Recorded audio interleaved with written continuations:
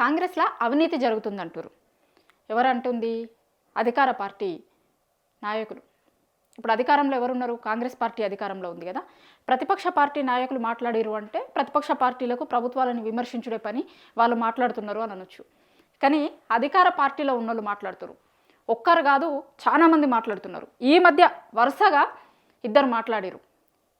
ఇద్దరు కాంగ్రెస్ పార్టీ నాయకులే. చాలా సీరియస్ కామెంట్లు చేసిరు, సంచలనమైన వ్యాఖ్యలు చేసిరు. ఇప్పుడు చిన్నారెడ్డి అనే ఆయన ఉన్నారు కదా, చిన్నారెడ్డి నిన్న చాలా సీరియస్ కామెంట్స్ చేసిండు. అవినీతిమయం అయిపోయింది మొత్తం కాంగ్రెస్ పార్టీ అని మాట్లాడిండు. నిజానికి బయట ఉన్నోళ్ళు మాట్లాడడం లేకపోతే వేరేటోళ్ళు మాట్లాడడము వేరు. ఆయన కాంగ్రెస్ పార్టీ నాయకుడు, కాంగ్రెస్ పార్టీలో ఉన్నాడు. ఆ రోజు ఈయనకి టికెట్ రాకుండా టికెట్ని డబ్బులకు అమ్ముకున్నాడు అన్నాడు. చాలా సీరియస్ కామెంట్లు. నిజంగా కాంగ్రెస్ పార్టీ నాయకులు, కాంగ్రెస్ పార్టీ ఇప్పటిదాకా రెస్పాండ్ కాలేదు దాని మీద. వాళ్ళ పార్టీ నాయకులే మాట్లాడుతున్నారు మొత్తం అవినీతిమయం అయిపోయింది అన్న లెక్క. ఈయనకి టికెట్ ఇవ్వమని చెప్తేనట ఆ టికెట్ని పైసలు ఉన్నాయని ఆయనకు అమ్ముకున్నారు. మొత్తం అవినీతిమయం అయిపోయింది, పైసలేది నడుస్తుంది మొత్తం కాంగ్రెస్ పార్టీలు అన్న లెక్క మాట్లాడిండు.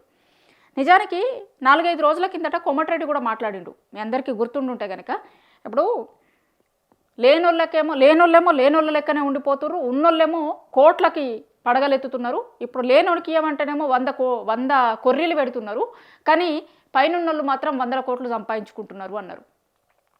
ఇప్పుడు ఇల్లు ఏదన్నా ఇవ్వాలంటే దానికి కూడా 100 రూల్స్ పెడుతున్నారు, కానీ పైనున్నోళ్ళు మాత్రం పైసలు సంపాదించుకుంటున్నారు అన్నారు. అందరికీ తెలిసిందే అది. ఆయన ఎవరిని ఉద్దేశించి అన్నాడో, దేనికోసం అన్నాడో, ఎందుకు అన్నాడో ఓపెన్గా అందరికీ తెలిసిందే అది. మళ్ళీ తెల్లారు కూడా మాట్లాడిండు ఆయన అదే మాటల మీద.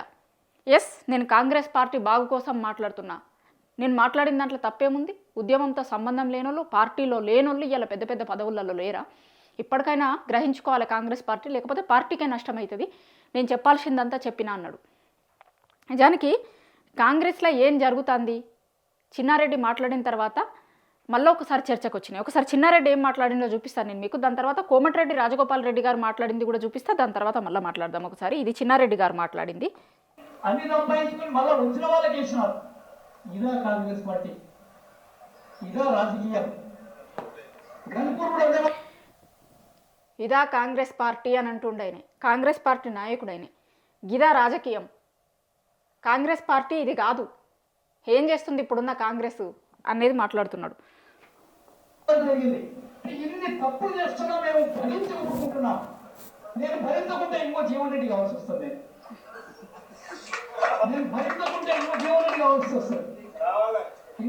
తప్పులు చేస్తున్నా ఈ తప్పుడు కాను.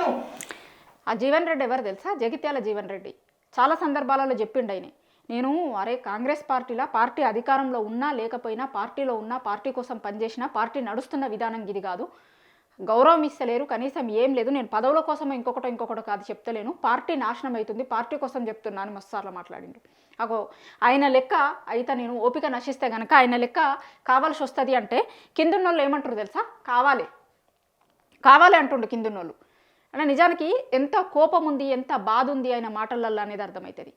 ఇంకొక జీవన్ రెడ్డిలా మారాల్సి వస్తుంది నా ఓపిక నశిస్తే. అంటే జీవన్ రెడ్డి కూడా అదే కదా, ఆయన ఓపిక నశించి మాట్లాడి చేసి ట్రై చేసి ఇక మీరు మారరు, నేనే మారుతా, ఇక మీరు మారేటట్లు లేరు అని ఆయన పార్టీ మారిండు.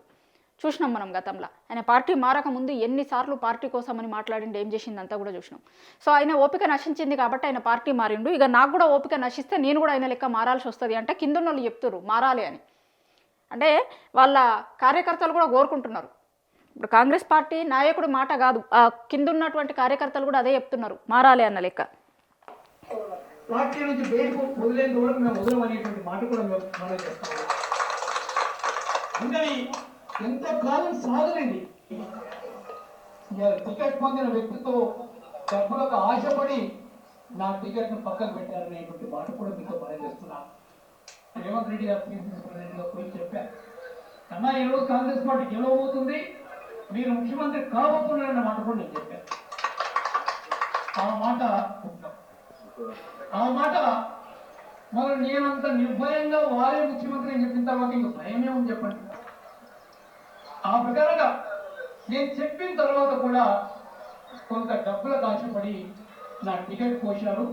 ఇలా నా 45 సంవత్సరాలు నిర్మాణం చేసుకున్న రాజకీయ జీవితాన్ని ఒక్క వేటుతో కింద పడేశారనేటువంటి మాట కూడా మీతో పనిచేస్తాం. నేను పడిపోతే పడిపోవచ్చు కానీ వనపర్తి నియోజకవర్గాన్ని పూర్తిగా నాశనం చేశారు. ఇలా నాలాంటి వాడు ఎమ్మెల్యేగా ఎన్నుకోబడి ఉంటే, ఇప్పుడు ఏర్పడ్డ రాష్ట్ర ప్రభుత్వంలో ఒక మంత్రిగా నియమించబడి ఉంటే, ఒకనాడు కూడా కాంగ్రెస్ పార్టీ డబ్బులకు ఆశపడి ఈయనకి టికెట్ ఇవ్వలేదు అని చెప్తున్నారు. ఆ రోజు టికెట్ ఇవ్వమని చెప్పిందట వాళ్ళ నాయకురాలు. కానీ డబ్బులకు ఆశపడి నా దగ్గర డబ్బులు లేవని, నా దగ్గర డబ్బులు లేకపోతే పెట్టి గెలిపియ్యి అని కూడా చెప్పింది. అయినా సరే డబ్బులకు ఆశపడి ఆ రోజు టికెట్ని వేరేటోళ్ళకి ఇచ్చిర్రు అంటుండు. అంటే ఏంది, ఆ రోజు టికెట్ని అమ్ముకున్నారు అని చెప్తున్నాడు ఆయన కుల్లం కుల్ల. ఇగో 100 రెట్లు 1000 రెట్లు పెరిగిపోయిండు. లేనోనేమో కొంప కూడా వస్తుంది. వానికి 5 లక్షలు ఇస్తానుకో 500 రూల్స్ పెట్టిరు. 5 లక్షల రూపాయలు ఇంటికి ఎన్ని రూల్స్ ఎంత ఇస్తుర్రు? వాడేమో లక్షల కోట్లు దోసుకుంటారు, పైన ఉన్నోడేమో లక్షల కోట్లు దోసుకుంటారు. 5 లక్షలు ఇస్తానుకేమో కుంటారు, 5 లక్షలు ఇస్తానుకేమో 500 రూల్స్ పెట్టిరు. నిజమా కాదా? సగం ఇల్లు రాగానే బిల్లు రాలేదంటారు. పాత ఆటో ఉన్నా వెనకడే ట్రాక్టర్ ఆ ఇల్లు ఏంది అంటే ఇందిరమ్మ ఇల్లు. 5 లక్షలు ఇందిరమ్మ ఇల్లు ఇచ్చడానికేమో 500 రూల్స్ పెడుతున్నారు, కానీ పైన నెలేమో 100 కోట్లు సంపాదిస్తున్నారు అని చెప్తున్నాడు. అది ఎవరి మీద మాట్లాడింది? వాళ్ళ ప్రభుత్వమే కదా అధికారంలో ఉంది. ఇవ్వాల్సింది ఎవరు? వాళ్ళ ప్రభుత్వమే కదా. వాళ్ళ ప్రభుత్వంలో పాలన ఎట్లుంది, వాళ్ళ ప్రభుత్వ పనితీరు ఎట్లా ఉంది అనేది చెప్పిండు ఆయన. ఇంకా చాలా మాట్లాడిండు. దాని గురించి కాదు, కేవలం ఆయన వాళ్ళ పాలన ఎట్లా ఉంది, ఎట్లా అవినీతిమయమైంది అనేది. ఇప్పుడు వేరే పార్టీ వాళ్ళు చెప్పుడు కాదు, కాంగ్రెస్ పార్టీలో అవినీతి జరుగుతుంది అని సొంత పార్టీకి సంబంధించిన నాయకులు చెప్తున్నారు. మరి కాంగ్రెస్ పార్టీ నాయకులు ఎట్లా రెస్పాండ్ అవుతారు, వాళ్ళ ప్రభుత్వంలో ఉన్నటువంటి నాయకులు ఎట్లా రెస్పాండ్ అవుతారు అనేది చూడాలి.